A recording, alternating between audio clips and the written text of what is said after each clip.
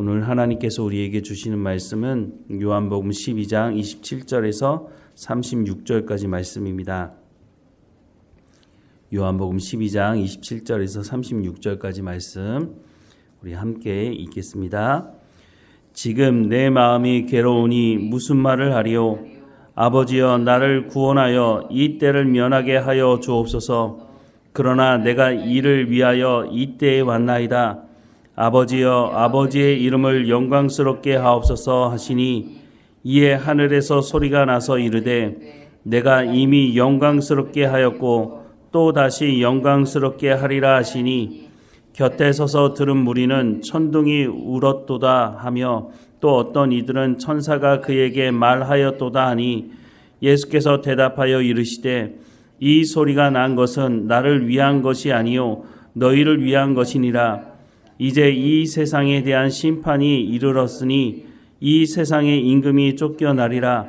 내가 땅에서 들리면 모든 사람을 내게로 이끌겠노라 하시니 이렇게 말씀하시면 자기가 어떠한 죽음으로 죽을 것을 보이심이로라.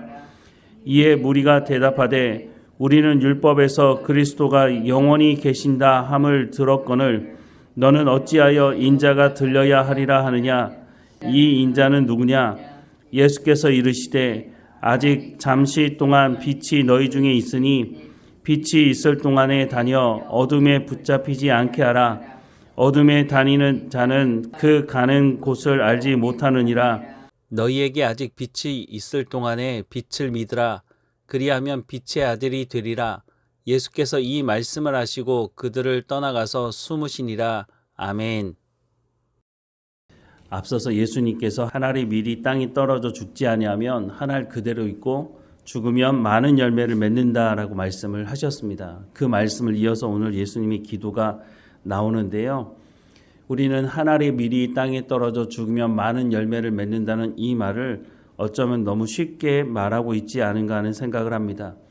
보통은 자기에게 또 적용하기보다는 다른 사람들에게 상대방이 땅에 떨어져 죽어야 그래야 많은 열매를 맺는다고 그렇게 말을 하고 있지 않습니까? 그런데 예수님의 입장에서 본다면 이 말씀은 사실 쉽게 할 수 있는 말씀이 아니었다고 하는 것입니다. 예수님 자신을 일컬어서 하는 말씀이었죠. 한 알이 미리 땅에 떨어져 죽으면 많은 열매를 맺는다. 이 말은 예수님께서 어떠한 죽음을 맞이하실지에 대한 말씀을 하신 것이죠. 앞서서 예수님은 여러 차례 자신의 죽음에 대한 말씀을 하셨습니다. 어떻게 보면 예수님은 이 땅에 십자가에 못 박혀 죽으시기 위해서 오셨다고 말해도 과언이 아닐 것입니다.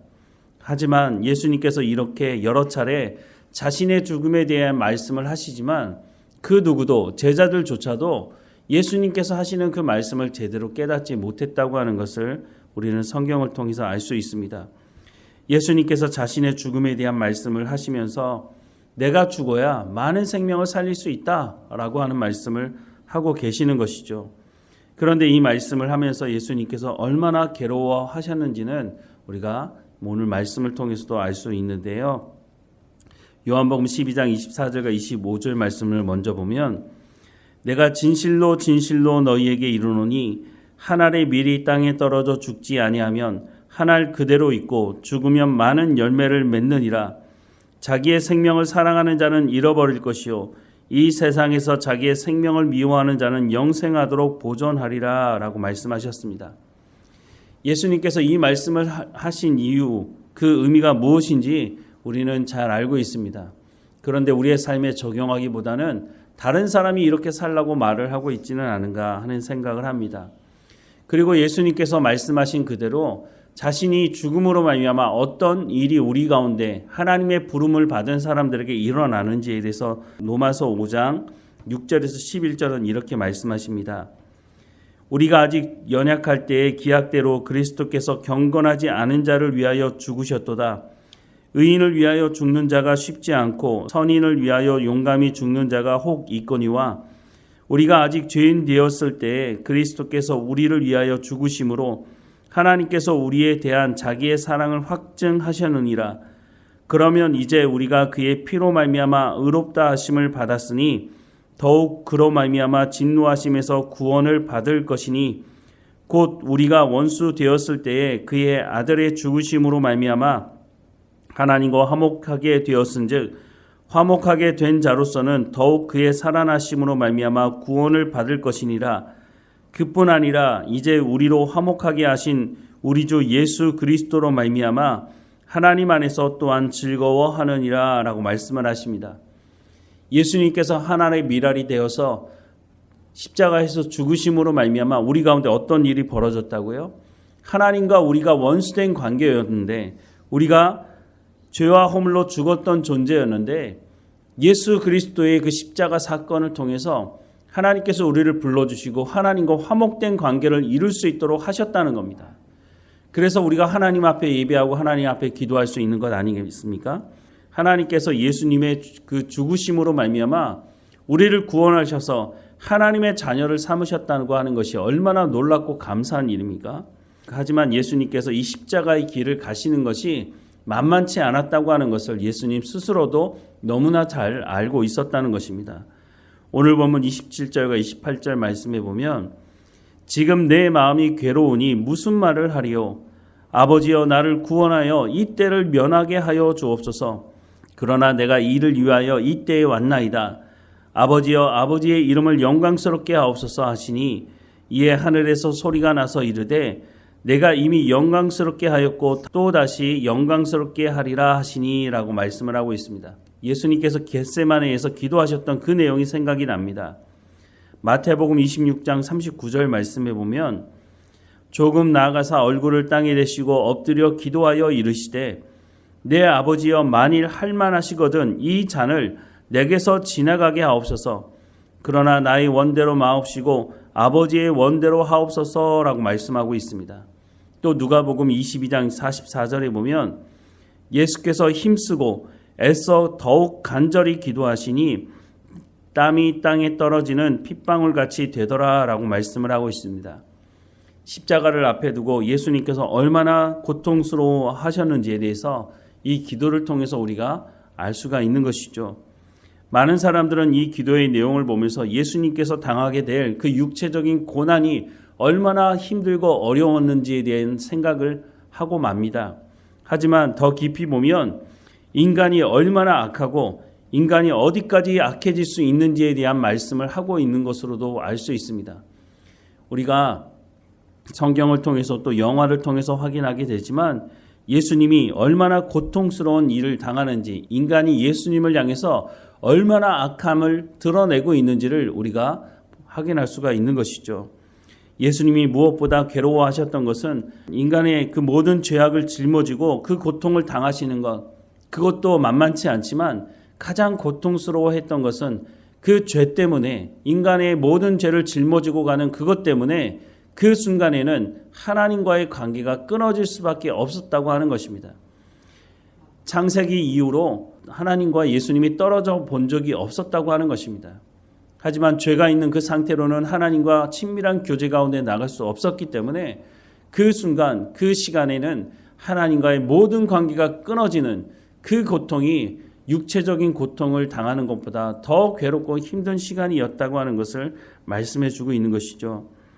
예수님의 기도의 핵심은 예수님의 뜻대로가 아닌 하나님의 뜻을 이루기 위해서 내가 이 땅에 왔기 때문에 내가 이 고통스러운 시간이지만, 너무 괴로운 시간이지만 하나님의 뜻을 이루는 이 시간을 감당하겠다고 하는 모습을 보여주고 있는 것입니다. 바로 이것이 하늘의 밀이 땅에 떨어져 죽어야 많은 열매를 맺는다고 말씀하시는 그 말씀을 의미하는 것입니다. 그렇다면 우리가 이 말씀을 전할 때, 우리가 이 말씀을 우리의 삶에 적용할 때 너무 쉽게 하늘의 밀알이 땅에 떨어져서 그냥 썩으면 되지, 이렇게 쉽게 말할 수 있는 말씀은 아니라고 하는 것입니다.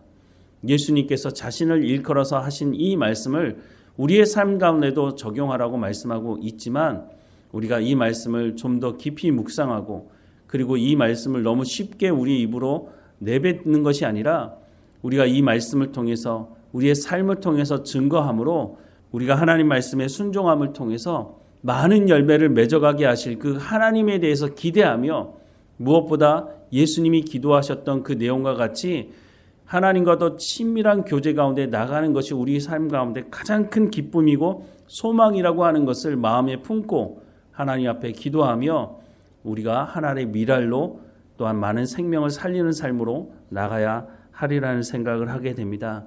예수님께서 기도하셨던 그 겟세마네의 기도를 다시 한번 깊이 생각하면서 내가 어떻게 구원받았는지, 내 가운데 허락된 이 구원이 얼마나 놀라운 것인지를 오늘도 깊이 묵상하며 이 구원의 감격과 기쁨을 가지고 살아가는 우리의 삶이 되기를 주님의 이름으로 축원합니다. 기도하겠습니다. 사랑하는 하나님, 예수님을 이 땅에 보내주시고 그 예수님의 그 고통을 통해서, 그 십자가의 죽으심을 통해서 우리를 구원하셨다고 하는 그 놀라운 구원의 은혜를 우리가 잊어버리지 않게 하시고, 그 구원의 놀라운 감격을 날마다 묵상하고 그것을 우리의 삶에 적용하게 하셔서 우리의 삶의 시간을 허비하지 않게 하시고, 우리가 살아가는 우리의 삶의 현장이 얼마나 감사한 것인지를 기억하게 하옵소서. 예수님께서 그 모든 사역을 감당하셨던 것처럼 오늘 우리가 살아가는 우리의 삶의 현장에서 우리 가운데 생명을 주신 그 하나님의 놀라운 은혜를 기억하며 우리 가운데 맡겨주신 사명을 온전히 감당할 수 있도록 오늘도 우리 가운데 성령의 충만함을 허락해 주시고, 우리를 구원하신 그 놀라운 구원의 감격을 가지고 우리도 복음을 증거하며 복음적인 삶을 살아갈 수 있도록 은혜를 허락해 주옵소서. 우리의 삶을 돌아보며 불평하고 원망으로 채우는 것이 아니라 감사함으로 기쁨으로 하나님 주시는 평안을 누리며 살아가는 우리의 삶의 현장이 될 수 있도록 은혜를 허락해 주옵소서. 우리의 자녀들을 축복하며 기도합니다. 어느 곳에 있든지 우리 가운데 부어주시는 그 놀라운 은혜를 그들 가운데도 부어주시고, 우리 가운데 말씀하신 그 말씀을 우리의 자녀들에게도 말씀해 주셔서 우리보다 더 갑절의 믿음을 가지고 살아가는 우리의 자녀들 될 수 있도록 은혜를 허락해 주옵소서. 하나님 뒤를 돌아볼 때마다 하나님께서 우리를 여기까지 인도하셨다고 고백하는 우리의 자녀들, 믿음의 자녀들 될 수 있도록 하나님 붙드시고 인도해 주옵소서. 하나님 육체의 연약함을 가지고 있는 성도들 한 사람 한 사람마다 모두 지켜주셔서 강건하여지게 하시고 모두가 다 하나님 앞에 그 은혜에 감사하며 살아가는 삶이 될 수 있도록 인도해 주옵소서. 우리와 늘 함께 하시는 하나님 감사하고 예수님의 이름으로 기도합니다. 아멘.